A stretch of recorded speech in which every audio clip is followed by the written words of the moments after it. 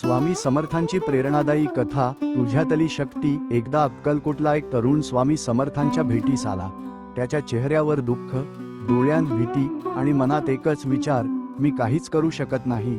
तो स्वामींच्या चरणाशी बसला आणि हळू आवाजात म्हणाला, स्वामी, माझं नशीब खराब आहे। मी कितीही प्रयत्न केले तरी काहीच योग्य होत नाही। मला शक्तीच नाही।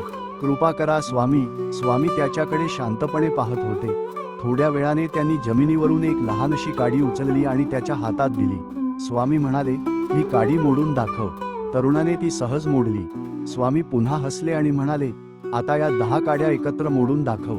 तरुणाने खूप जोर लावला, पण काड्या मोडल्या नाहीत। स्वामी म्हणाले, बाळा, एक काडी तुटते, पण 10 काड्या एकत्र असतील तर त्यांना कोणीही तोडू शकत नाही।